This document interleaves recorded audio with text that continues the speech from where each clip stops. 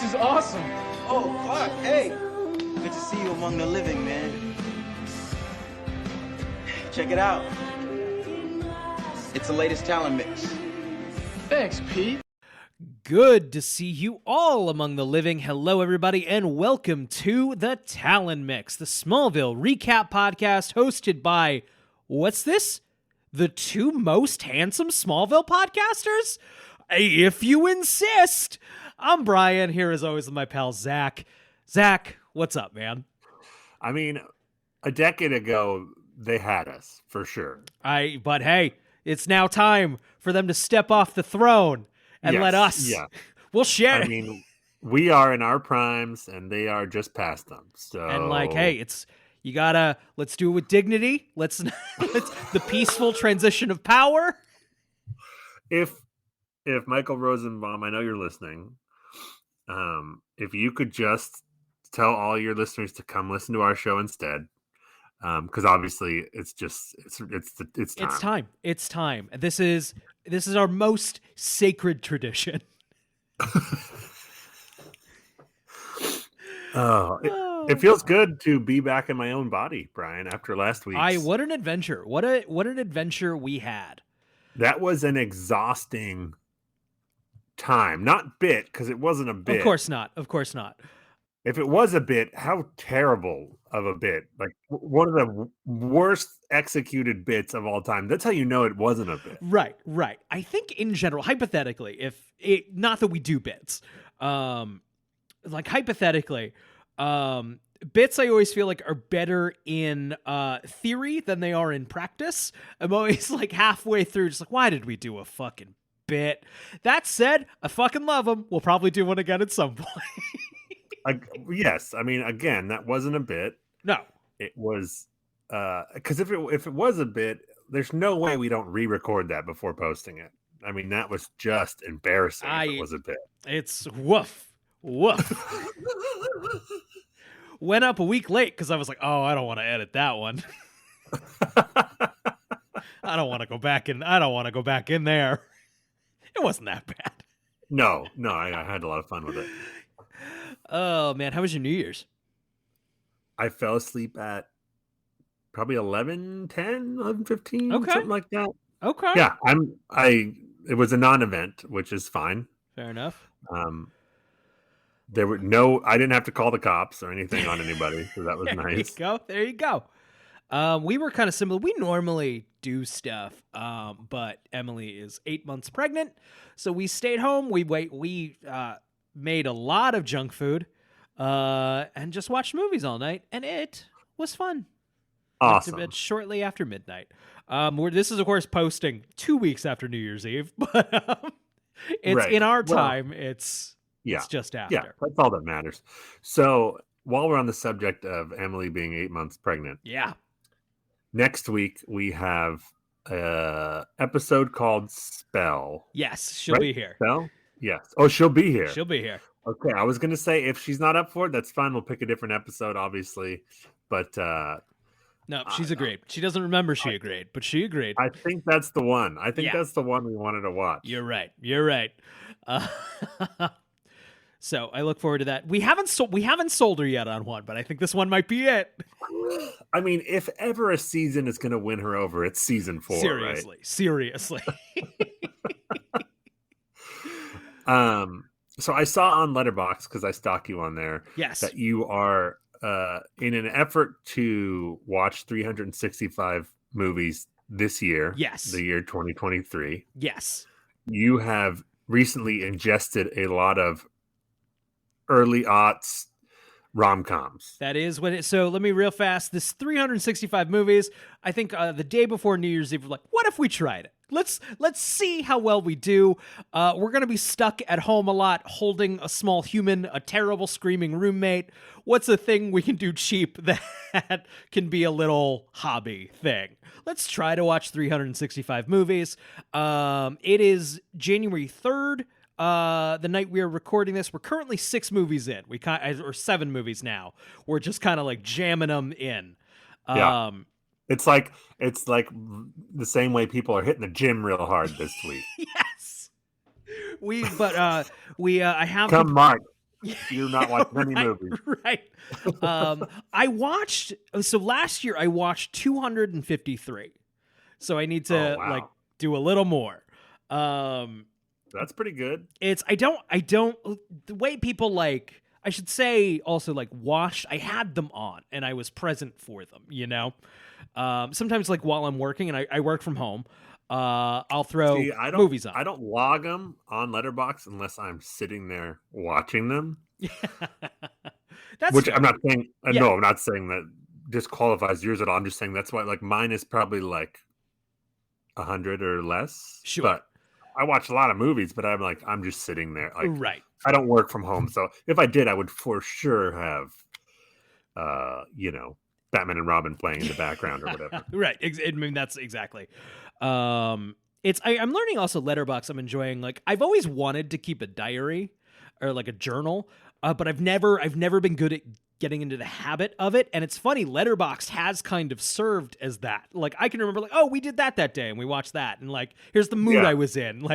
Honestly, that's the reason I use it, as I would like to log what movies I watched, when I watched them, and I do the ratings because it's not like a definitive thing. It's I want to remember how I felt about that movie when I watched it. Yeah, definitely. The rating gives me a loose idea of what I was feeling. Right. I love Letterboxd. It's great. It's fantastic. But yeah, we're talking about the rom-coms. Yes. So that is kind of we're trying to watch a lot of movies, and we need to we want bulk, right? We're going to try to probably watch a movie every day, but we want a little gap or a little space to play, right? And right, in case a really good TV show comes out or something. Exactly. So we just streamlined whatever fucking rom-coms from the early aughts came up on HBO Max, which turned into an accidental trilogy of Ashton Kutcher movies. Which, woof. That's the only kind of trilogy of Ashton Kutcher movies. Accidental. There's no Jude Where's My Car trilogy. Right. But yeah, that has been an experience. I mean, how did you put it in your Letterboxd review of it's the hot dog? It's Joey Chestnut dipping the hot dog in the water to get him down his gullet faster. That's the early aughts rom-com.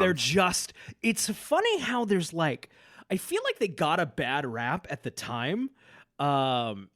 And I had this of everyone was oh, these are crap, and they were coming out every week, right? Of just two attractive people, and they'll smooch at the end, right. And maybe there will be jokes. Gotta say, not that many jokes.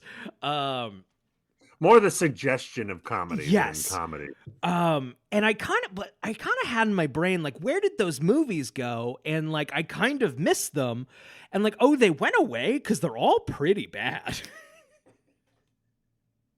They're frequently not good. Sometimes, even when they're not actively bad, they're not good. I watched Ashton Kutcher and Cameron Diaz in What Happens in Vegas. Ashton Kutcher and Cameron Diaz, guess what? Get married in Vegas. And then have complications, but get together in the end. Spoiler. I have some spoilers for a lot of these movies. And it wasn't unpleasant to watch like My Boss's Daughter was, but nothing good about it. Nothing about it was that was a good movie. It was just it happened, and I didn't want to kill myself. I mean, I can remember this is that era when I worked for Blockbuster Video. Extreme Blockbuster vibes in these movies. Right, you would get X amount of free rentals a week or whatever. So whatever was coming out new that week, I would rent, because you get it a week before it comes out. Got it. And I remember a lot of poorly reviewed rom-coms I would get. You're getting them for free and you're watching them at home at 2 a.m. Right. It's this isn't that bad. I'm whatever. Right. Yes. Just roll with it. Yes. Yeah. If I saw them in the theater, if I paid for it, I'd been this is garbage. Yes. Right. It's I think context is interesting of, looking at the reviews of like some of these things have like 7 to 20% on Rotten Tomatoes, right? Like just reviled. And it is different when like I spent $50 in my Friday night and went to see this thing. Right. Or even I drove to Blockbuster, picked a movie. This is my movie for the weekend, and this is what but there is a different context when I just threw it on, and it was on HBO Max, and we just like, whatever, this looks fucking stupid, and we put it on. Yes. Yes, this is one of my free rentals, or this is on streaming for free. It makes them more, and don't get me wrong, they're nothing. They're nothing. They're just, it's not, just take what you picture a movie of, like, they're a black hole of art, right? It's just what exists in the absence of art. That said, sorry, go ahead. I was just going to say, this phenomenon we're talking about is like probably led to me recommending a lot of movies that weren't good at Blockbuster, because if you go in expecting garbage and you're like, oh, that was okay, right? For some reason in your head, that's like, I actually like that movie. That's a good movie, right? And then you recommend it to people, and they're like, "Why did you recommend that to me?" I'm like, "I got it free, and I watched it 2 a.m. Sorry." There's a certain kind of magic to that hour, and that circumstance. Sometimes though, with those aughts rom-coms, I watched. It's from 2011. Friends with Benefits. It's Justin Timberlake and Mila Kunis.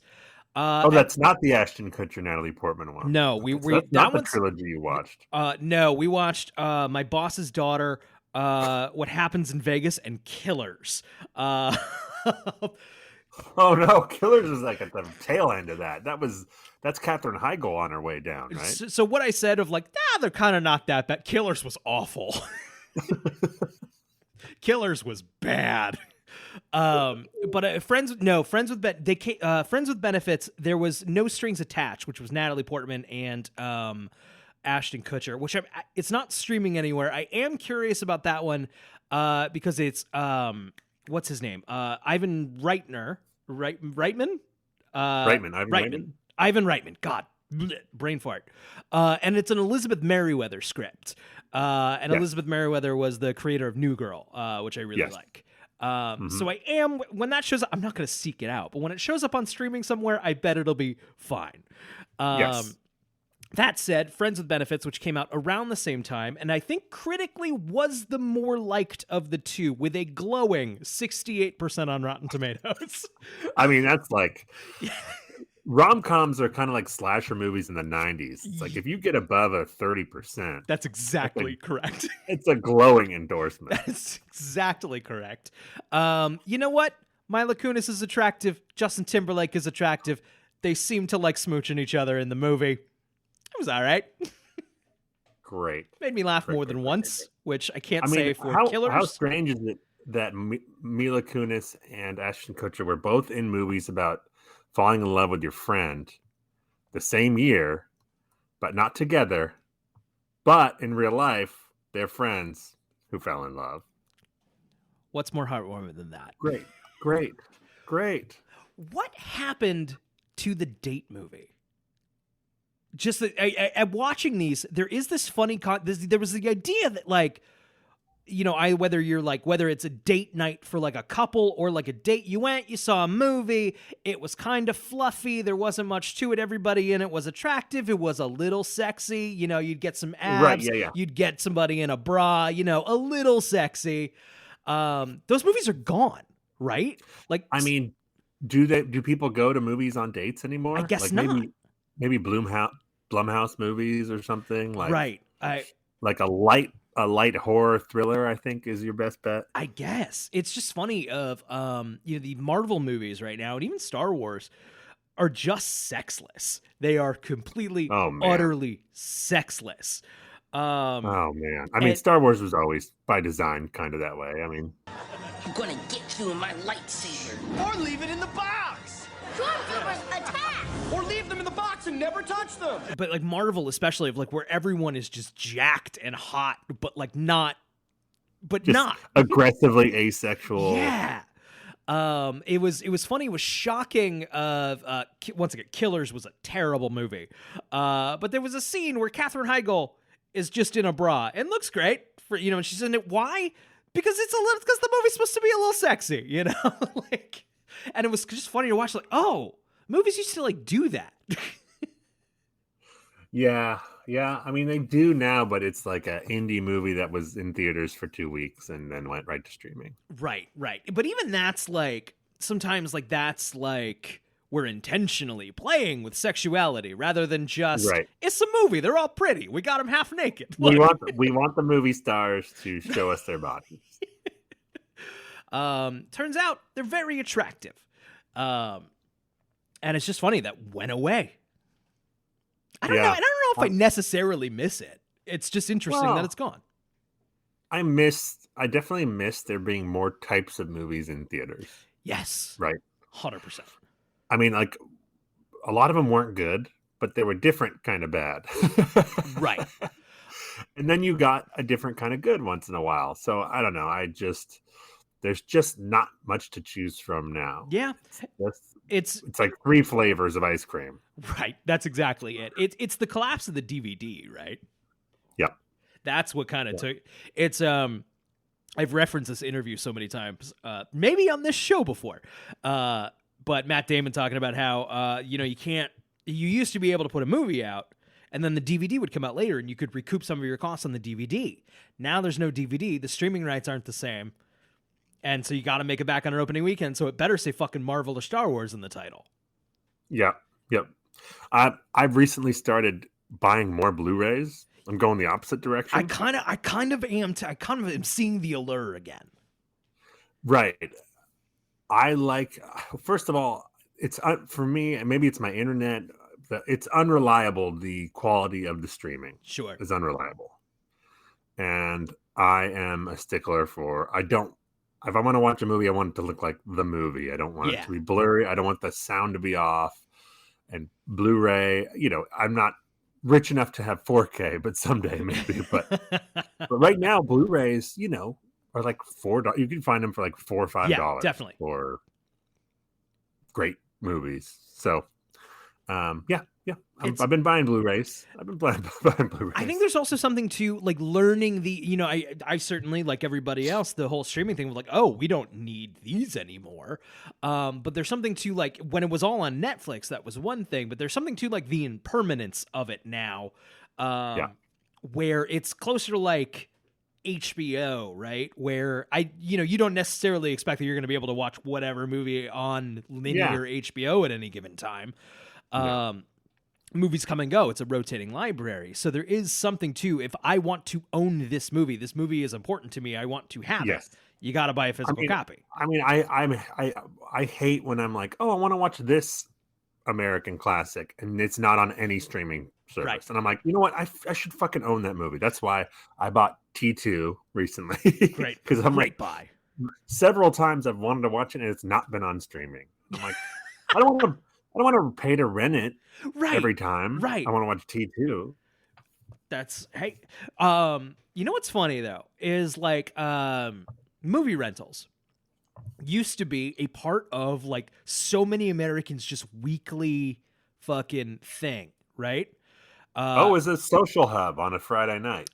A video store. And a rental was like what, $5 if you brought it back on time?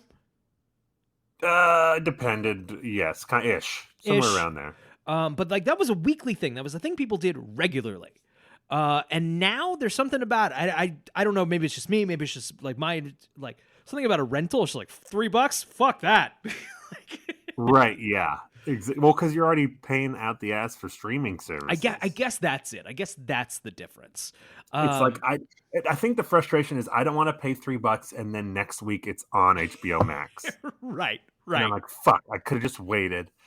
I remember, speaking of rentals, this is a huge part of my education as a cinephile. Was in the summers, the video store near us would have a $5 for 5 movies. But they were old. It had to be in the old section. Sure. And my mom was, in the summertime, like just looking for a reason to keep me busy. Just bring me to the video store and just boom, 5 movies a week. just and I would go right through them, and we'd come God, I back and missed the get video more. store. God, I missed the video store. Yeah. That whole experience was so important.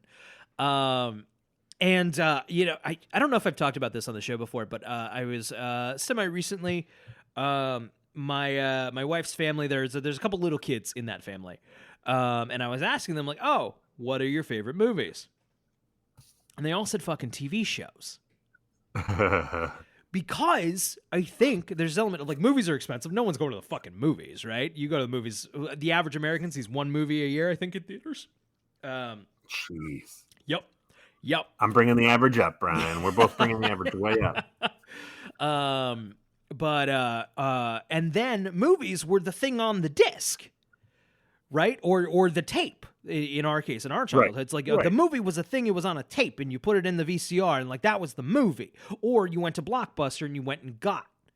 That was different from TV. That would like just, but like for kids these days, it's all on the same fucking Netflix hub, right? Right. What's the difference? Yep. It all looks the same. And then again, fucking forget about the Marvel shit, and like where it's all kind of connected and basically a big TV show anyway. It drives me nuts. The kids these days.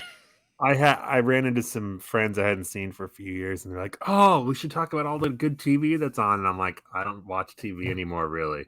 I just watch movies." And they were just like, "What is wrong with you?" They don't get it. They don't get it.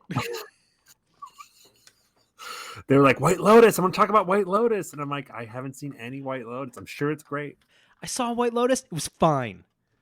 You know what it would have been better as? A fucking movie. It would have got to the fucking point faster. Movies. Give me movies. I don't think there are very few TV shows where I don't think they couldn't just be. I think Breaking Bad's great. Better as a movie. Just be a movie. It should be a movie. That's the thing is if you watched like a movie that was made anytime before the last 10 years, like really great movies, you're like today that would be they would make that as a 8-episode show. Yeah. And in most cases, I'm like, that would not be better as an 8-episode show. No. Mare of Easttown. I actually enjoyed Mare of Easttown a whole lot. Should have been a movie. I think it would have been just fine as a movie. Yep. I'll give some like Game of Thrones is a soap opera and is too sprawling. I think that is multiple storylines and like that would not have worked as a movie. And then but so there are of course exceptions. But I think it should be a movie or it should be like Monk, where it's just a mystery that's solved in an hour. Well, I mean, The Simpsons. Yeah. End of list. Yeah. Mm-hmm. You can be Monk or you can be The Simpsons. You can get the fuck out of my face. The problem is a lot of stories, like books or just stories that are adapted to TV shows. It's like, it would be good as 4 episodes. Right. Or 5 episodes. And like, well, you can't, we got to do 8 or...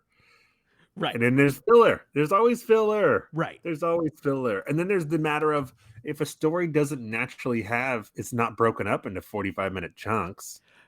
It's like, where do you break it? Are you just randomly cutting it off? Which is what it feels like sometimes. Yeah. I also, it's, and there, of course, obviously there are exceptions. But like TV is also largely, I think, created for efficiency, I guess. You know, it's kind of, for lack of a better word, and once again, this is very broad, but like get in front of the fucking camera and read your lines, which is what most people care about. But I love the whole package of film, right? Of like who the DP is matters, who did the score matters, like all of that stuff that goes into a fucking movie.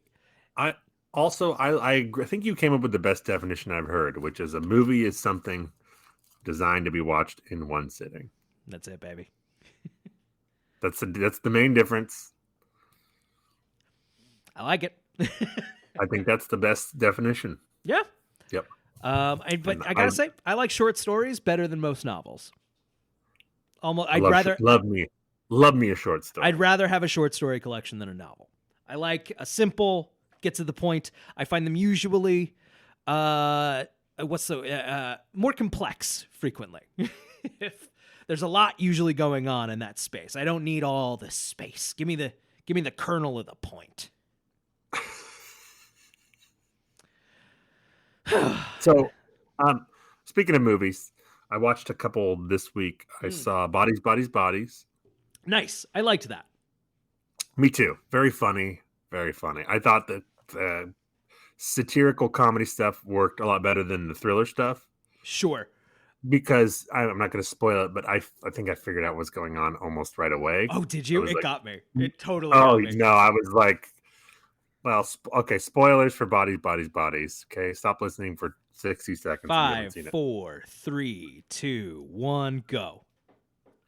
It was pretty apparent to me really early that none of these people seemed like killers.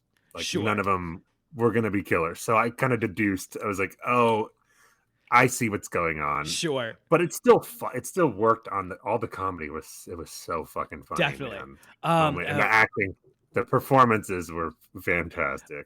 Rachel Sennott, is that how you pronounce her name? From Shiva Baby. Yeah, she was the best. She was just- like, I've met that person in real life. Yes. Just So good. earth-shatteringly funny. Yes, a transcendent performance. Yeah, there was, I saw that one in theaters. I haven't thought about it much since I saw it, but just had a really good time on the ride. Yep, absolutely.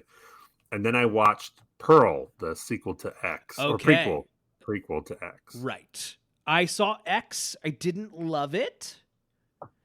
What'd you think of I Pearl? liked Pearl about as much as I liked X, which is I thought it was B, solid. Okay. Yeah, it's a weird movie. I like weird. Yeah, you might dig it. It's All right. It's a lot different than X. Okay. Yeah, it's a period piece. It's amazing that it only cost probably a few $1 million, but it does not look like that. It looks like it costs a lot more than that. It's pretty impressive. Okay. It's kind of impressive overall that like X came out and everyone was like, X garnered, some buzz. It was a movie people were excited about. And then just as people, like, I think overall people really enjoyed X. And then they just dropped, we already like shot a prequel. We shot them simultaneously. Yeah. Yeah, that's wild. So, like, I guess only like a smaller movie like that can pull that off. Yeah, it doesn't look small. It's amazing. I mean, it's impressive. Yeah. And then I rewatched the Batman for the first time since theaters. Oh, and, how'd it hold up? Good. It's gosh, the visuals in that movie are it's so good. I've seen it 3 times. I delicious. love it. Delicious. Yes. Yeah. I think it's fantastic. Yeah. I think it's a little bloated, but that's it. That's my only cool major. Yeah, the script is not my favorite. There's so much good stuff in that script, but yes. They just needed to tighten it, just a little tightening. Let me add it, with like yeah. And granted, like I could use a chainsaw, not a yeah. What's the word? The scalpel? A chainsaw, not a scalpel. There's so much good shit in that movie. Yeah, that car chase is exceptional. I fully I talked to a lot of people who didn't like it, right? And I kind of can't begrudge them because it's 3 hours and it's not one of those movies where it's not Titanic where like every minute moves everything forward. There's a lot there that's like, no, I kind of can't blame you. But yeah, ooh, the good outweighs the bad, I think, in that one fucking a lot. I mean, it really nails for me the Batman tone. It really nails Batman. Yes. Which is an elusive thing. I mean, obviously, you ask 10 different people, you probably get 10 different answers. But it really hit. My answer is the Batman. Right? It really hit this. It's not my favorite Batman movie, but I really think that is very true representation of the Batman character. Yes. And it has a good message, and which a lot of Batman fans are. What's the word? Toxic incel types. Yeah. Mm-hmm. And the movie is about that. It's about Batman accidentally inspiring those types, right, and reckoning with that. And I think that's great. It's great. It's great. It's instead of like, the Zack Snyder. Oh, look how Batman punched that guy and flipped him over. That's cool. Right. I had one other Batman thought, but it is gone from my brain. Good movie. Anything else this week? That's it so far. Yeah. I had on top of the rom-coms, I had two more recent movies.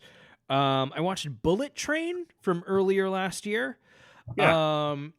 Which is directed by the guy who did Deadpool 2 and the uncredited co-director of the first John Wick movie. And of course starring Brad Pitt, and everyone in it looks like they're having fun. I just wish I was there with them having fun, I mean, it is exactly the kind of movie I'm talking about. If I got for free at Blockbuster and watched it 2 a.m, yes. I'd be like, I had fun. Yeah. It's fine. I think it definitely would have been my favorite movie if I saw it when I was 14. Like, it would have hit every weird anime kid. This is movies. Yeah. On my couch at 2 p.m, just on let's throw on this. It was fine. I also saw Noah Baumbach's White Noise. So I this last year read the book White Noise for the first time. Okay. So I have not seen the movie yet because last time I watched a movie on Netflix, the picture quality was fucking awful. Oh. So, but I read the book. It's a great book. It's a book that you read and you go, that's not a movie. It is infamously. I was not familiar with it at all. I had never even heard of it. But I'm a dummy. Let's be clear. I'm a Luddite. No. Because it's a very famous novel, and it infamously unfilmable is what I've read in relation to it.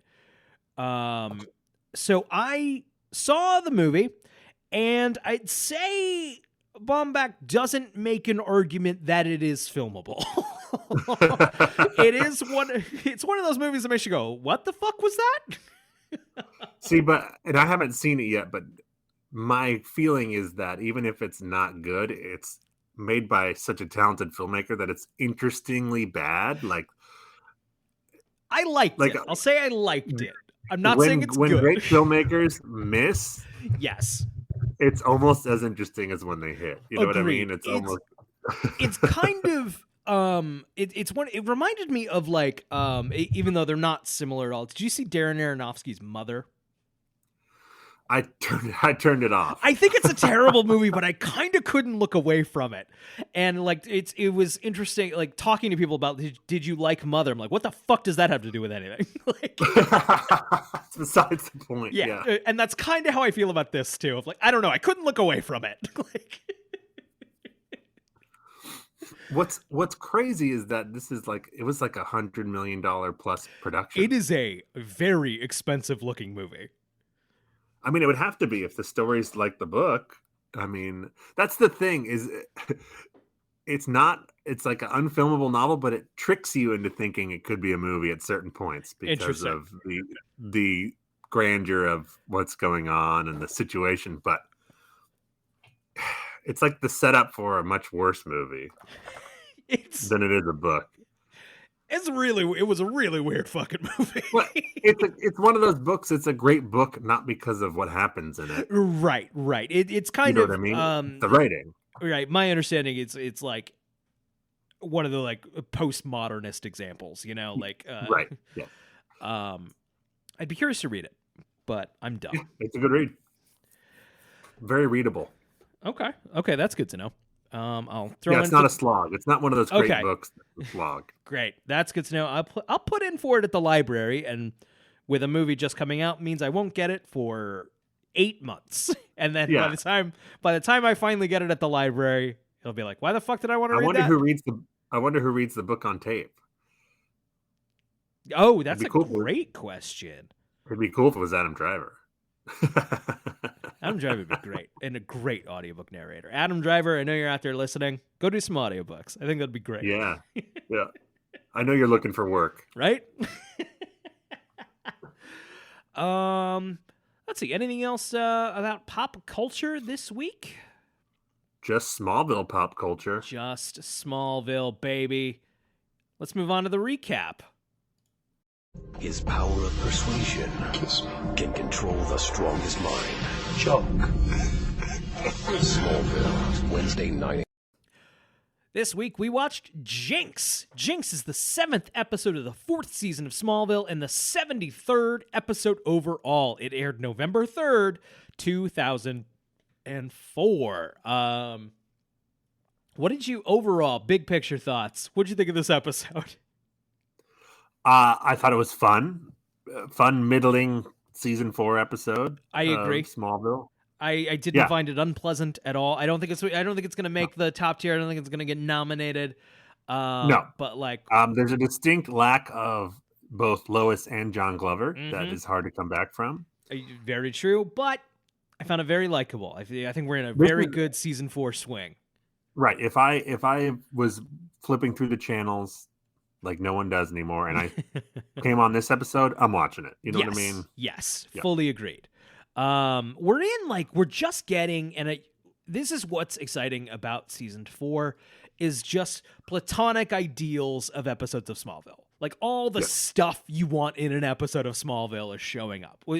Obviously, aside from John Glover and Erica Durance. And also they're well crafted episodes. And that we're really hitting the beats. Like they're not. It's like this week. It's not a compelling story or anything, but right. But it's like it's very well crafted. Exactly what it's supposed to be. Yes, and doesn't feel as much like season 3. I don't know about you.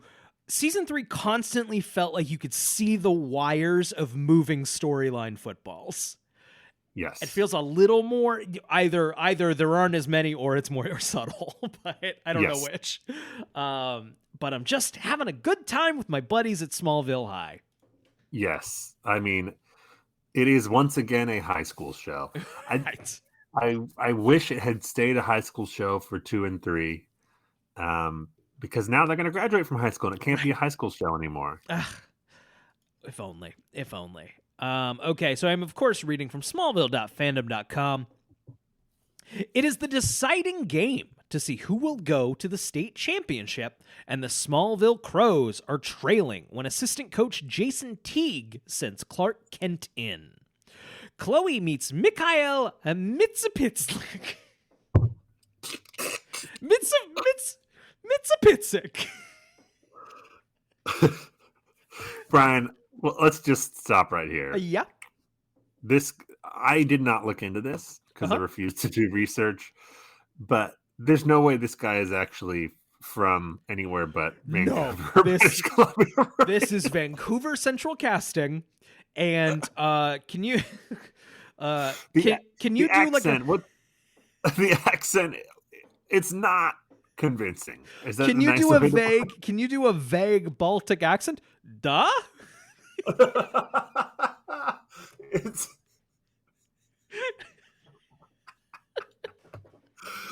Brian, what on earth possessed the Smallville writers to write this character with an accent? It would have been okay to just not. You could have just. Yeah, you could have still had the same backstory, essentially. There's really nothing here that requires. So it's Mr. MixelPickLick. It's a Mr. MixelPickLick. I'm not going to be able to say it better. He's a Superman villain from the 5th dimension. He's a little guy who comes in and he causes trouble, and Superman can only get rid of him by making him say his own name backwards, and then he poofs back. I didn't know that was it was based on something. Yes. But that's Mr. MixelPickLick, who is nothing like Mikhail MixelPickLick.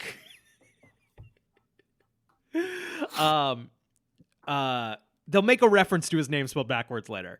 But once again, I don't know why they made him Mr. MixelPickLick, or why they're doing this Baltic accent. I don't want to seem like I'm picking on this guy, this Vancouverite. because I'm not. I feel like any time you have an actor do an accent, it's always a high risk, low reward Seriously, that's exactly right. situation. I feel like 95% of the time when I see someone do an accent, I'm like, you could have just not, and I You would have could been have fine. just not. Simon Pegg can Like- just be British in movies. Right. There's so many movies where it's not integral to the plot.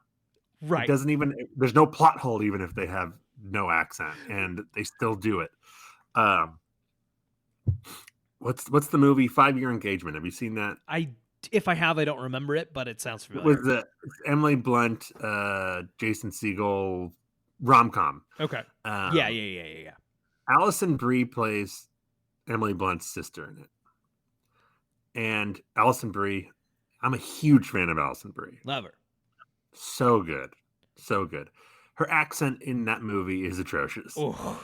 She does a British accent. Oh. But the movie takes place in America. You could have written that off. I mean, like one line of dialogue. They're half sisters. Right. Like, which is, I think, it's what they do in a different movie where Emily Blunt has a sister called Your Sister's Sister, where there's an American actress playing the sister, and they're like, we're halvesies. There's no need. There's no need. Do you think does the actor like want the challenge maybe, or I think that's commonly it. It's so risky and it rarely pays off. Rarely. I'm echoing back pretty bad. Okay. Are headphones an option? We get the headphones. Great.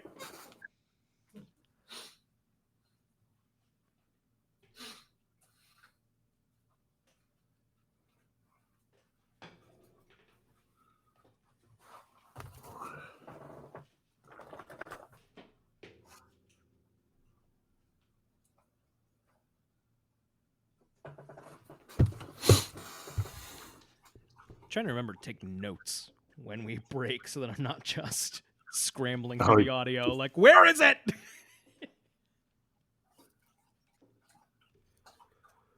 All right. Thank you. Sorry about that.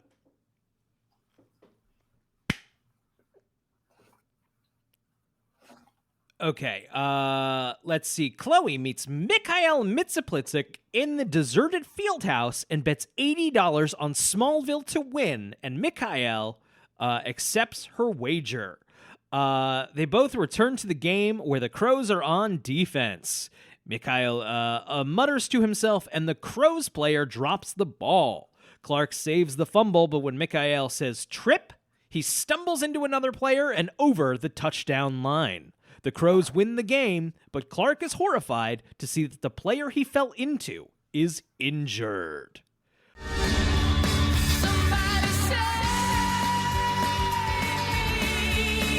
So, some things here.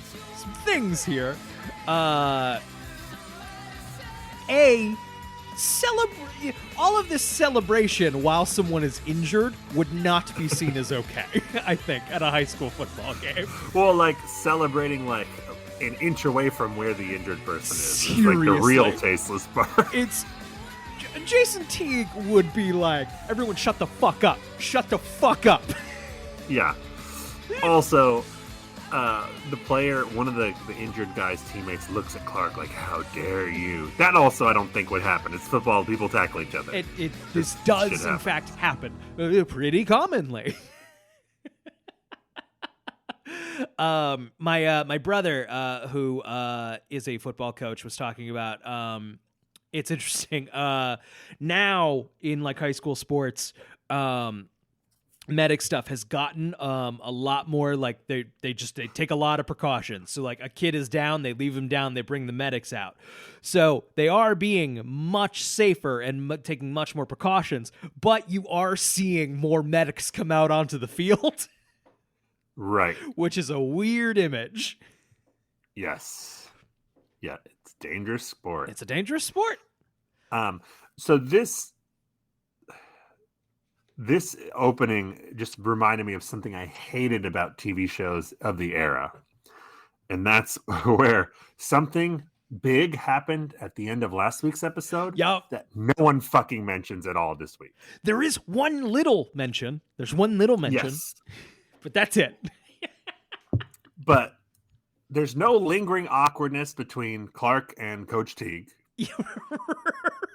Right. And if you'll remember last week, Lionel, when he was in Clark's body, quit the team. Right. And forced himself upon Lana, who is Jason Teague's girlfriend. Yep. But everything's cool. Everything's fine. I do think it is interesting. I do think we are course correcting a little bit from season 3, which was very, very interconnected. And I imagine there was a mandate from on high, whether that's on the show side or the network side. Like, we kind of want people to be able to come in and see the show and not have to. Yes. Because I also don't think DVDs are like show DVDs are widely available yet, right? They're available, but this is when they're starting to pick up steam. This is like Okay. But the thing is, they don't come out until Right. they come out after the season, and not all shows have caught up yet with their DVDs. I remember my mom and I watching 24. We got into it in season 2. So in the middle of season 2, so we were going to Blockbuster, getting the DVDs for the first season because we got hooked on the show, but we're also watching season 2 simultaneously. But there's no way to watch the previous season 2 episodes, so we're reverse engineering. Which it's funny, in 24, for all of its like heavy serialization, it's actually pretty easy to reverse engineer. Oh, don't worry, they'll tell you. Yeah, previously on 24. Also just in dialogue, over and over. Yeah.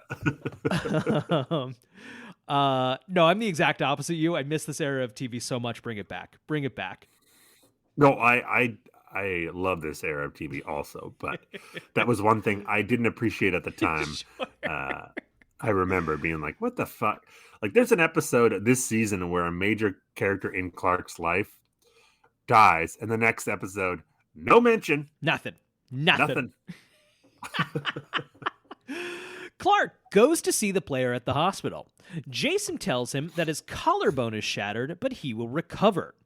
Clark feels guilty, and Jason starts to question Clark's remarkable football skills and his ability to overpower someone who outweighs him by 100 pounds. He specifically is a little worried about the collarbone, which I played football. I played Pee Wee football. There were collarbone injuries. It happens. Right. It's not that insane. Like, why is it looks like the whole Crow team is at the hospital when this like they're at the hospital like this kid is dying. He broke his collarbone. Like common football injury. Oh man, can I tell you a heartbreaking Pee Wee football story? Oh, depends on how heartbreaking. Not that heartbreaking. Okay. It's medium heartbreaking. So it wasn't my team. It was one of the older teams. But there was a kid who his parents were not together. So he was on the football team, but when he was with his mom and the games were on the weekends, he wasn't allowed to go to the games. He was allowed to go to the practices with his dad, though. So his dad would bring him to the practices, and he would do the practices, but he never got to go to the games because his mom didn't like it. This one game was coming up, and he was going to get to go, and he was going to get to play. At practice, he broke his fucking collarbone. Oh. And my mom was a nurse and went over to help when he went down, and the kid's only word on the ground was, "I was gonna get to play on Sunday." Oh. Heartbreaking. Heartbreaking. Sports. So little late in the game for Coach Teague to be asking these questions about Clark. Are you on steroids, Clark? And I love how the Clark's dilemma of this episode is that one of them is that, the coach is starting to think maybe he's on steroids. And he's like, I'm not on steroids. But he is cheating. He is Yeah, right. stronger than he would be if he was a normal kid on steroids. By 1,000 times. Yes. Clark, you are in fact doing a bad thing, though. Yeah, you literally are faster than bullets being fired. And stronger than like freight trains. Like you are in the wrong. I didn't even think of that. Like, Clark, you may as well be. Right. Just like, I'm not on. What? I don't need steroids. I'm already a superhuman. I'm fucking Superman. Yeah. Okay. So, Jason admits that Coach Quigley thinks Clark is on performance-enhancing drugs and tell Clark he better submit to any questioning if he wants to preserve his college football career. To which Teague says something to the effect of like, "Be ashamed to forfeit a championship-winning season." Which is that what would happen? If a kid, yeah. You think? My brother Yeah. would know. Yeah, but he wasn't available tonight to record a Smallville podcast on short notice. Gosh, he thinks he's so cool. Okay, all right. I guess it makes sense that could happen. Either way, this is as ridiculous as this is. It is a fun little like wrench in the gears for Clark. Yes. Okay. Lex is meeting with Mikhail, who is a foreign exchange student from the Balkans area that has been awarded a Luther Corp scholarship. Lex questions why Lionel would award Mikhail with such a prestigious award because he is a barely average student. He asks what potential Lionel saw in him, and Mikhail replies that it's potential that doesn't show up on a report card. He has superpowers. But also, it's just one of these show kind of problems where the conversation stops the minute the camera's not on them. Like, it's the kind of talent that's not on a report card. So... Right. So what? Brian, this episode ends on the biggest, most egregious example of that. Yes. In the history of this show. Yes. I was outraged at the ending of this episode. Outraged. The cameras go away and everyone just goes, "Oh, okay, our conversation has ended." Yeah. How did they get out of that conversation? We're going to come back to this at the end of the episode because it is so frustrating. Mikhail goes to the Smallville Torch office to talk to Chloe. She reveals that her bet was part of her investigation into a high school football betting ring, and she wants Mikhail to give her an exclusive. He agrees if she can keep his name out and places a large bet on the Metropolis Sharks game. You ever fucked with sports bet? Have you ever fucked with sports betting at all? Not really. Like maybe a handful of times in my life, just like a bet with a friend for like a dollar or $10 or something. The only other time is I was in Vegas and my team, the Portland Trailblazers, were playing in a playoff game the next day, and I put like $20 down or something. Sure. They did not win. I feel like I'm ready for a gambling addiction, but I never win, so I'm never like I just always lose. So yeah. Yeah. You don't get that. You don't get the thrill. Right. I did finally download like on the World Cup. I put a little money on that through like the one of the apps, which I don't think is maybe good for society.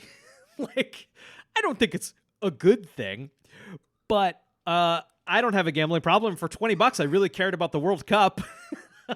Right. It is a fun way to buy interest into a sport that right. you normally don't give a fuck about. Yeah. I think it's just like I've also like thought, I haven't done it, but like I sometimes like maybe like once a year, usually not even in the last couple of years.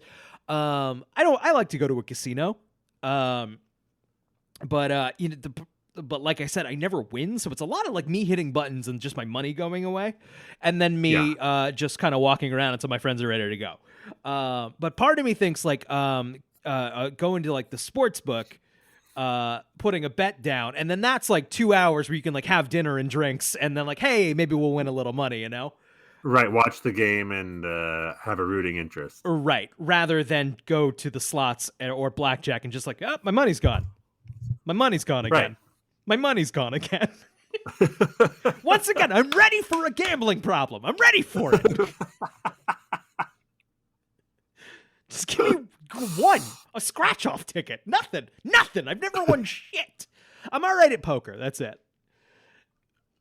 But here, I usually do pretty well at poker, but I'm not good at it, which is weird. Honestly, I just luck into winning hands. yeah, that's here's my poker strategy, everybody. Let everybody else fuck up. I just play my cards. Like, exactly. Yeah. My strategy is that I know so little about strategy that everything else they're doing to try to fuck with me is totally ineffective. Yeah. I have no idea what's going on. I'm not paying attention to what anyone else is doing. I'm just looking at my cards and like, do I think these are good? right. It's it is funny with poker it is, from my understanding, I am a incredible novice, let me be clear. But from my understanding, it's so much more a math and probability game at a very amateur level. It's just playing your odds, right? Right. Do you have good cards or not? Any attempts at like the bluffing and stuff, you have to be so aware of the probability to even start bluffing.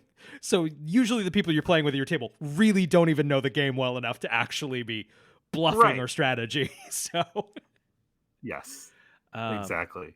but I do always enjoy it. I'm always an asshole though, and I always like when I do win at poker, I'm always like drunk enough that I'm like, let's put it all in the pile. We'll put it all in the next hand. This was fun.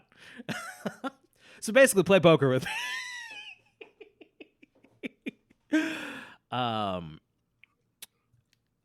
Okay. Oh, also, just one more tangent. If you want a great game that is basically poker without all of the probabilities and stuff, there's a game called Skull. It is just the bluffing parts of poker.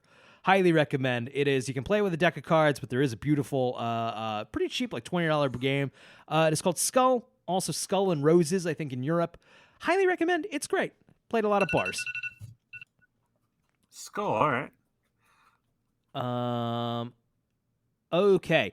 Jonathan confronts Clark about injuring the player, saying that Clark is being irresponsible by playing. Correct. Yes. Yes. Yes. Clark tells Jonathan that football means a lot to him because it helps him forget all his burdens.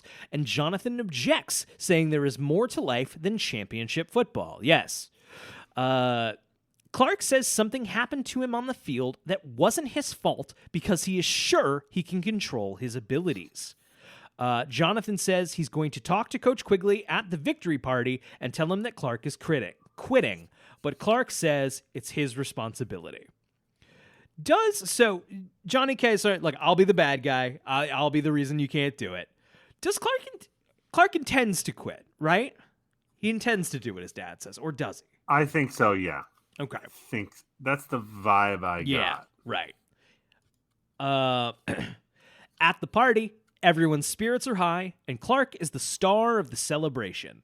Coach Quigley makes a rousing speech about how Clark will take them to win the championship, and Clark winds up not saying anything to him. Also, hoo boy, this would be a way to rouse up a teen boy's ego to dangerous levels. Don't talk to a teenager this way, even if they are incredible. Don't do that. Don't do that. I mean that this is frequently what happens with young athletes that are treated like gods. Yeah. It frequently doesn't go well. Yeah. Don't do that. Keep it to great teamwork. Yeah. Yep. Mikhail is waiting for Chloe in the Torch office. She arrives with an armload of shopping bags. She talks about how exciting it was to win her bet, and Mikhail suggests she not spoil the fun and stop writing the article. Chloe replies that her story is getting juicier by the minute, and Mikhail pulls her close. He uses his power to force her to kiss him and tells her that she will stop the article. Chloe is left looking confused. Nice little scene of assault in the middle of Yeah, this. cool, Light. chill. Thanks, Mr. MixelPick. Now, Yeah. I guess these powers are like very, very short term. Things like trip, things like drop, things like kiss me, gross. He can't just be like, pull up article, delete article, lose interest in journalism. That's true. Yeah. Oh wow. What a huge plot hole. Right? Right? There must be Also, a I reason. feel like you could get rich so much quicker with that power. I than- also had that thought. Yeah. The problem is, I think it. What you could justify is Chloe seems aware that like she does not want to kiss him, and even though she does it, so like even if you went to a bank teller, like give money, even if they gave you the money, you wouldn't make it out the door. Right. But you could just be like, let me go. Let me chill. Yeah, exactly. Don't shoot me. You could get pretty far with that. Yeah. Give me helicopter. I don't know where a helicopter comes into this bank robbery, but I don't know. Seems like a good idea. Why not? That's a good out. Right? Clark is practicing his passes in the barn by throwing a football through a tire. He throws perfectly every time. He then takes a small shard of green kryptonite, closes it into his fist, and tries again. He misses this time. I also will eat a peanut butter sandwich anytime I really want to mute my abilities. Little anaphylactic shock really like levels the playing field. That's what I do before our podcast, Zach, so that we don't embarrass. So that Tom Welling and Michael Rosenbaum. I have a chance. Not you, Tom Welling and Michael Rosenbaum. Oh, I see. Okay, gotcha. Okay, he misses this time, and Martha comes behind him and remarks that she's never seen him miss. She asks him why he didn't talk to Coach Quigley. And Clark says what do you think, Martha? Martha, you were there when they were all like, and Clark is our golden god. And all the cheerleaders are like, hi, Clark. You're like, why didn't you do that? Martha, come on. Think about it with your fucking brain. I mean, it is extra dangerous with Clark that he's getting his ego pumped up because he actually has fucking superpowers. Right? Like, this is much more dangerous. Seriously. Clark says he couldn't let the other players down. She notices his closed fists, and he shows her the shard. She is angry, saying he can't make himself sick to play. But Clark says that others play injured. Martha isn't budging. She tells Clark that no, they have never seen him trip, and Clark should find out what happened to him on the field. Clark is in the Torch office reviewing the plays of the game. Chloe comes in, and Clark is surprised when she allows him to stay, saying she's giving him the benefit of the doubt. This is the only light acknowledgement that he was a butthole last time, because it was John Glover. Clark tells her that, so why, I guess here's the thing, why do it at all? Why not just assume that all the amends were made in between? Like, you know? Right, yes. Yeah, exactly. So instead there's just this one line in there that's like, wait, what? What does that have to do with? Yep. Clark tells her that he felt like he couldn't control his legs, and Chloe tells her that Mikhail forced her to kiss him. They begin to investigate Mikhail's background, but a search of his name doesn't provide any results. However, Chloe searches his name backwards for some reason and pulls up an article about the region he is from. But like I said, the Mr. MixelPickLick thing is that when Superman gets him to say his name backwards, he disappears and goes back to his dimension. Have you ever, when you were searching for someone on a search engine, if nothing came up, looked their name up backwards? Here's the thing. What is... Everyone laughs at me every time, but one day, I'm going to get a hit like this. Like, you need, it doesn't have to be a good reason, but you need some character logic for her to make that move. Like, and it's just a bibbity boo of letters. Like, she may as well have just slammed on the keyboard. He is from a long line of people who have a history of being able to control luck. But the only thing that stopped them was a plague of locusts. What? Does that play in? Did I miss something? Where's that? Oh, you did. You did, yeah. Oh, got it. Okay, I know where that's. Okay, got it. Oh, it doesn't make it better knowing. Doesn't make much more sense. Clark suggests that they turn Mikhail over to Luthor Corp because he is running illegal bets. He tells Lex that Mikhail's gambling, and Lex asks why he didn't tell Coach Teague. He says it must be hard for Clark to see Lana with Jason.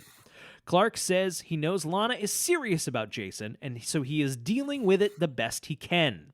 Lex says he should do whatever it takes to win, both on the field and off. There's one Lex line, or sorry, go ahead. No, go ahead. You first. There's a Lex line here about, like, maybe you don't care about Lana as much as you thought you did. Yeah, I was going to say the wiki, that's not quite what the scene was about or what he was saying. He wasn't challenging Clark to do more. He was trying to plant in Clark's head, maybe she doesn't mean as much to you as you think she does, and maybe you should let me, a grown up, have her for myself. A very grown man. That was essentially what was going on, right? Yes, 100%. saying, 1,000,000%. You should move on from Lana, maybe because you don't really care about her, but I do. 1,000,000%. One day I will have. Yeah. I clicked a link and I lost my place, but I'll get it back. I'll get it back. I'll get it back.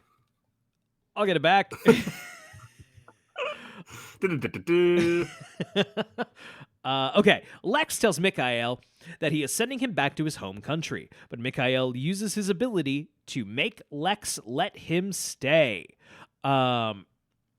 There's a line here where Mikhail is like, I bet you could pull some strings and let me stay. And Lex is like, yeah, but I'm not going to. Lex, just say no. Just say no, Lex. Lex, stop running your fucking mouth. Also, the wiki is... It's not just that he uses his powers to make Lex change his mind. He's like, I'll make you a bet, right? They have a bet on it. Right. Oh, here, wait. They have a bet on the championship game. We have that. Okay, you have that. Okay. He says if Lex wants to know what Mikhail can do, he can make a bet with him. If the Crows lose, Mikhail will get $1 million and citizenship. But if they win, Lex will find out about Mikhail's powers. Mikhail... Can Elon Musk just give people citizenship if he wants to? I'm sure... Here's the thing. With a job or something? Maybe there's that. Maybe, like, can grease the wheels a little bit, you know? Right, that's true. I think Lex Luthor would have an easier time getting someone's citizenship than Brian Miller, would. You know what I mean? Like, how great would it be if you were an immigrant to the United States and someone's like, hey, how'd you get citizenship? And you're like, I won a bet with Elon Musk. Yeah. I mean, that'd be great. There's a story there for sure. I'd tell that story at literally every single party. I would just like set up that beta, like, ask me how I got here. Yeah, I just got here recently.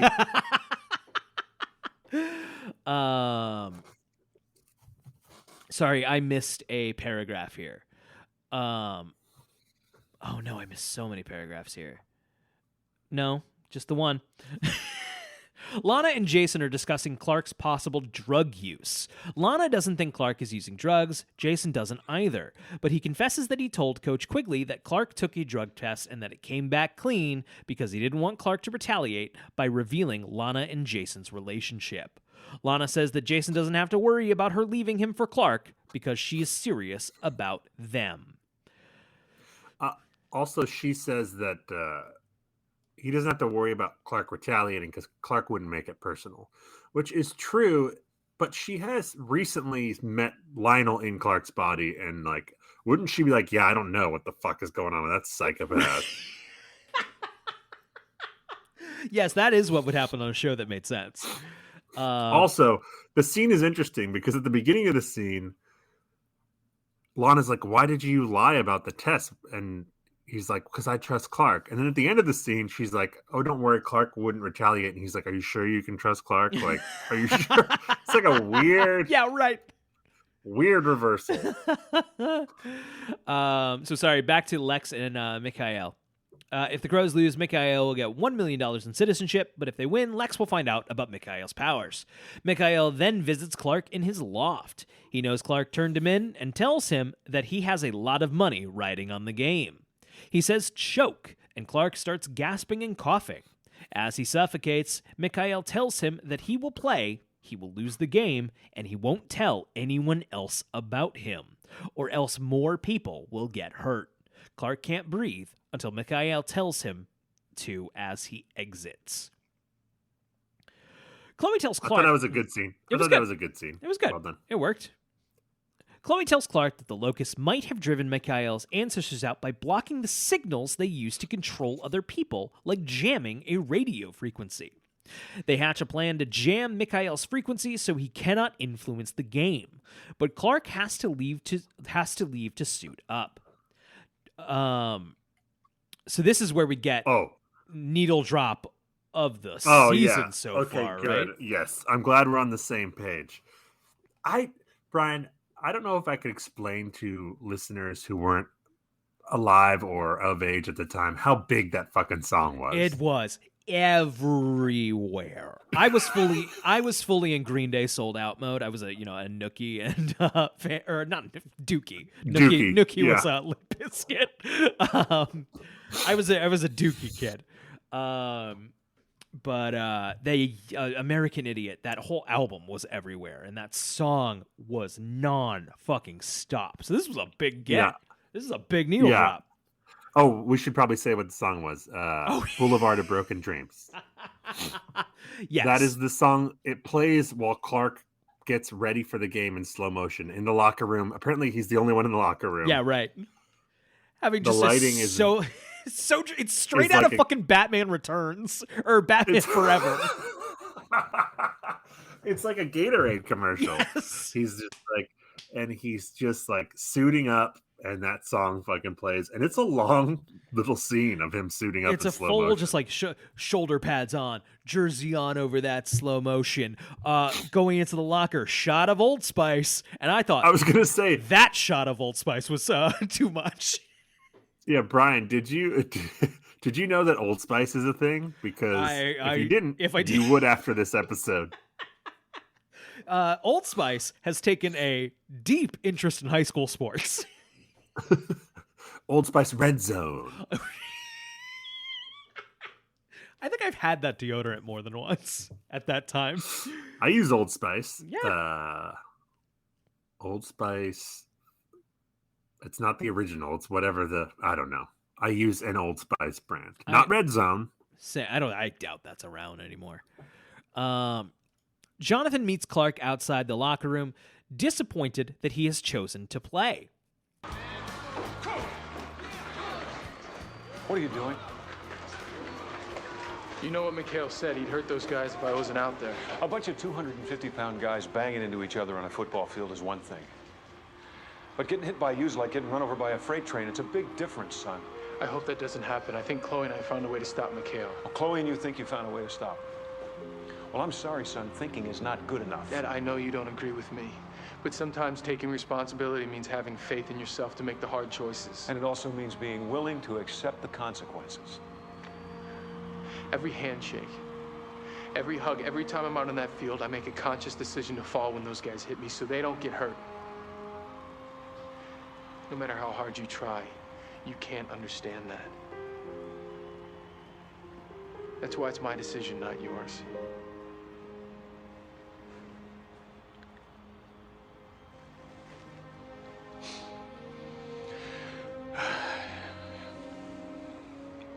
You're starting to sound more and more like your father. Clark says it is his decision, but Jonathan still thinks he is making the wrong one. Clark points out that he has to make a conscious decision to fall during every game so that others don't get hurt. So Jonathan can't ever understand how much responsibility he is taking on. This is a good scene. I do think that's a good few lines from Clark. A good argument. Yes. I mean, I don't agree with him playing, but in this situation, I do because he's gonna hurt his friends if he doesn't play. So there is an element where like Johnny K is like, you're playing, and like, yeah, Chloe and I think we know how to handle it. Johnny K's like, you think? Yeah, And it's like, hey, Johnny K, let's maybe leave the monster stuff to Clark. He hasn't missed. Let's say that. right. Like, we're on episode 73, and he got everyone. Yeah, that's true. I think after 73 bags, he's pretty good at it. Yeah.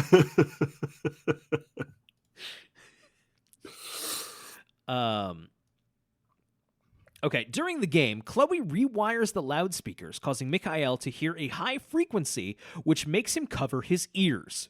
He tries to influence the players, but it doesn't work. The Crows pull ahead, and Mikhail gets up to investigate. He finds Chloe, and they struggle. The Crows are one touchdown away from winning, but Mikhail appears on the field during a timeout. He shows Clark Chloe's press pass and tells Clark that if they score another touchdown, he will kill her. Just as the play is about to start, Clark x-rays the wall of the field house and sees Mikhail holding a knife to Chloe's throat. So he went in and out and then back in. Yeah. Is Clark the only one with super speed?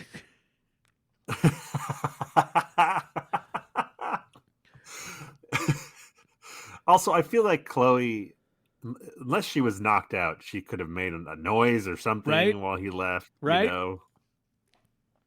Clark throws the last pass, super speeds off the field, shoves Mikhail into a locker, and cuts Chloe loose fast enough to reappear back on the field in the same position without anybody even noticing. The pass is caught, and the Crows win the state championship. The state championship was an afternoon game. I think it's usually on a Saturday. Right? Yeah. Okay. All right. But I don't know if it's a nighttime or what. It's. But there were a lot of little moments in that where I wrote things down to bring up to your brother about slight inaccuracies in the football representation, but I won't bore you with them. I'll pass it on. Yeah. Okay. Clark gets back from the victory party after his curfew, but Jonathan and Martha let him off the hook. Jonathan acknowledges that it takes a lot of consideration for Clark to play with his abilities, and they are proud of him. They tell him that Mikhail was arrested. Chloe comes to congratulate him and tells him that she got the equipment from her Uncle Sam, Michael Ironside, and remarks that her bonds were miraculously untied. Clark... It's also funny, I gotta say, where did she get the radio scanner? Didn't even fucking think to have a... No, I didn't care at all. But it's convenient that she has General as a I guess uncle. That's true. That's cool. So we are entering a very fun, maybe my favorite Chloe phase, which is Chloe is starting to realize what's up with Clark. Yes.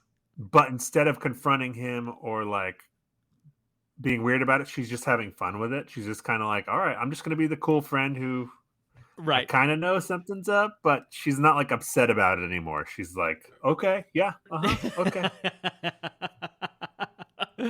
Sure, yeah, no, nothing happened. Right. Yes, we've got some great Chloe stuff coming up. Clark asks her about how she got sucked into the gambling scene, and she just says that everyone has her weaknesses. Which then she says, except for you. Which, is that a Nietzsche line? I don't think so. I don't think so either. That's in the text. She's telling him, I know something is weird with you. Okay.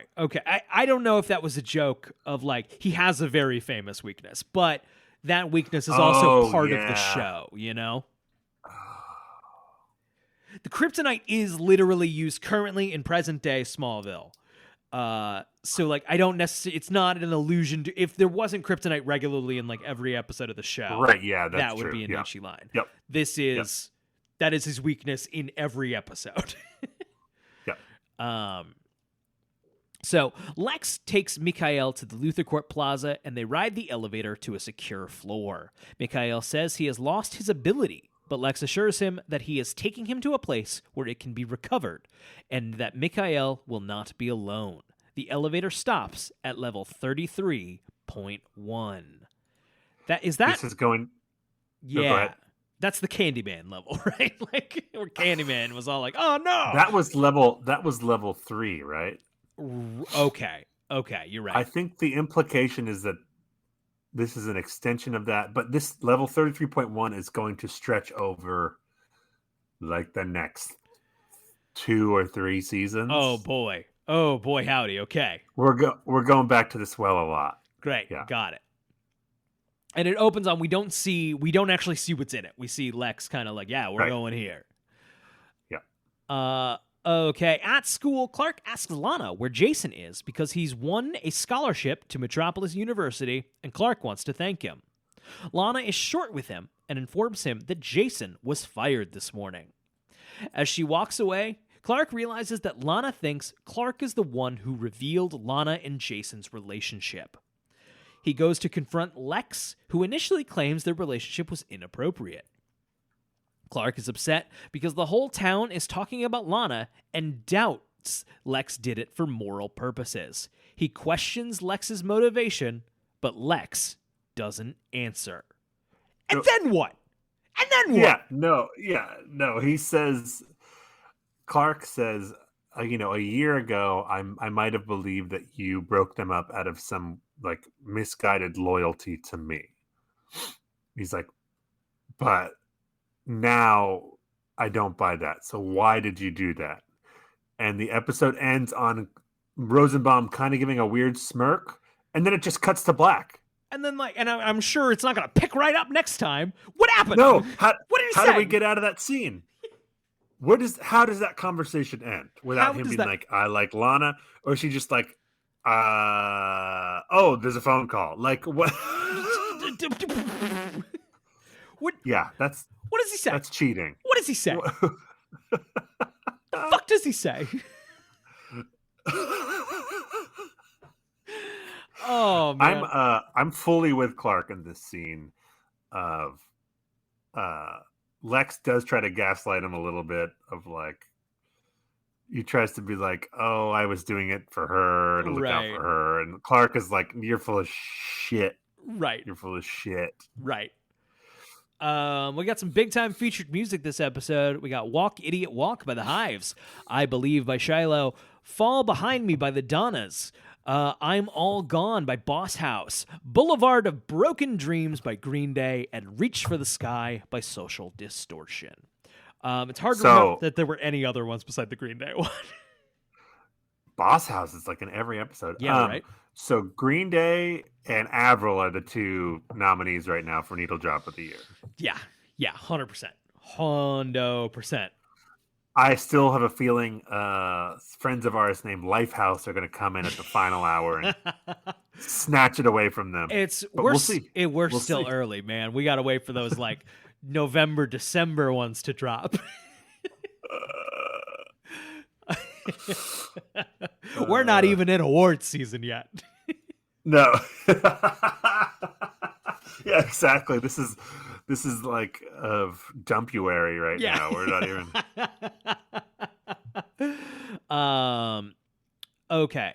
No Lionel Luthor this episode. Okay, Mikhail MixelPickLick is Smallville's version of Mr. MixelPickLick, a foe of Superman in several comic stories. Mr. MixelPickLick is an imp from the 5th dimension. Not being bound by our physical laws, he could do things that seem to be magical. He is the 18th DC Comics character adapted to the series. Let's see. When Clark is throwing the footballs between the tire, he throws 2 balls and 2 are left. He then goes to the kryptonite. When he comes back, there is only 1 ball left. What? The universe is collapsing. Got him.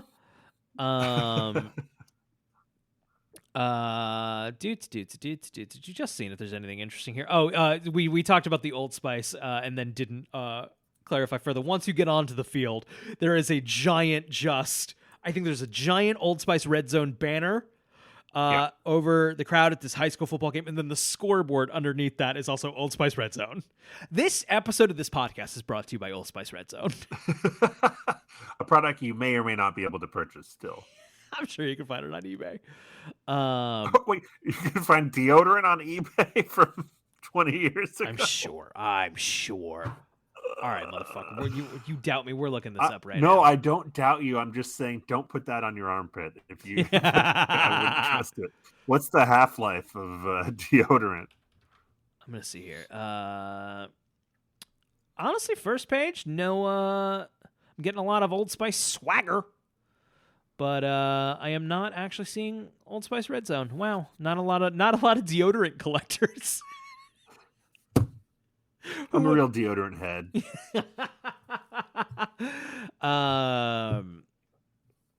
I'm gonna go. We have here stretch of the week. The football team throws the red Smallville Crows flag over Clark's shoulders, and it resembles a cape, further foreshadowing his costume as Superman. I guess if it's red. Sure. I guess.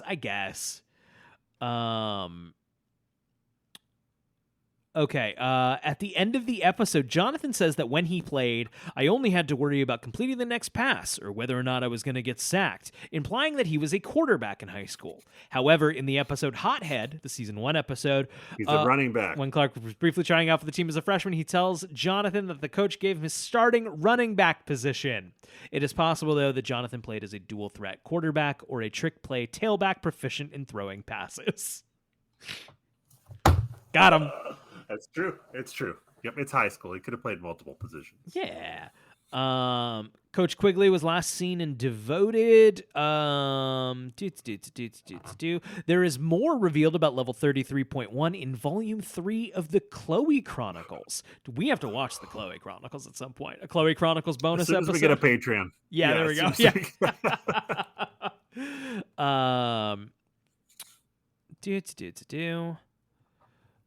I guess that's Clark asks what Locust can do besides eating crops in a single bound. Boo. Well, I guess that's everything. I guess we did it. Like we said, this is kind of just a fastball down the middle. It's a goofy one. I want some things to make fun of in a Smallville episode, Like that for goes sure. into a good episode. I mean, last week, if it weren't for our body transformation, we wouldn't have had much to talk about because that was such a good fucking episode. Right. For sure.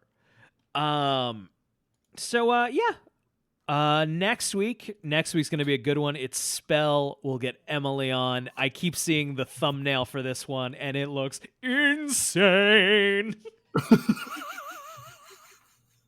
Fucking buck wild. I haven't watched it in a long time, but I know it was like a notoriously hated episode by the fans, but my take is that it is a legit good episode of Smallville. That's my take. I can't wait. I'm all aboard this episode. Hell yes. Guys, this has been the Talon Mix. Thank you so much for listening. Thank you for joining us. Hey, if you liked it and you can get your phone out and want to go to Apple Podcasts and leave a nice review, that'd be super nice. And then while you have your phone out after that, if you want to go to talonmix.show, you can find a link to our Discord and all of our other episodes. Thank you for everything. We appreciate it. Hey, Zach, do you have a question for the Smallville gods? Yeah, I sure do. Will Emily, upon seeing the Smallville episode Spell, she won't, I don't think she'll admit it, but will she in her head consider watching more episodes of Smallville after that? Will she say, do I like this show? She's going to ask herself, maybe I was wrong. That's my question. Will that happen? Good night, everybody.